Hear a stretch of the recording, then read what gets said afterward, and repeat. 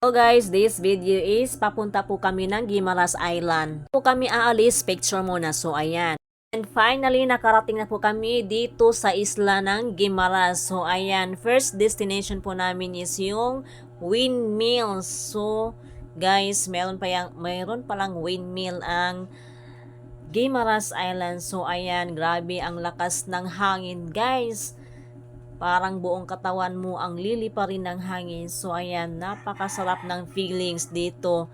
Kasi ang lakas ng hangin. So ayan, enjoy na enjoy yung grabe, ang lakas ng hangin guys. So hindi mo na kailangang magsuklay kasi kapag ikaw ay nagsusuklay, so ayan, liliparin at liliparin ng hangin yung buhok mo.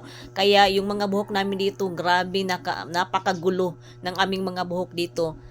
Ayan, 'di ba? Ang ganda. Ang ganda ng view dito guys. So ayan. Ang second destination namin guys ay ito po yung tinatawag nila na White House. So hindi na po kami nakapasok dahil ang init. Grabe ang init dito. So nasa labas na lang kami nag picture, video. So ayan.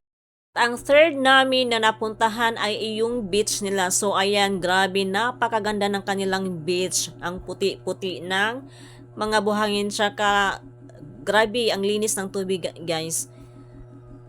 Ayan, napakaganda. At guys, dahil nagutom na kami, so ito, kakain muna kami. Grabe guys, ang sarap ng mga pagkain nila dito. Daming seafoods, ayan. Watching, bye!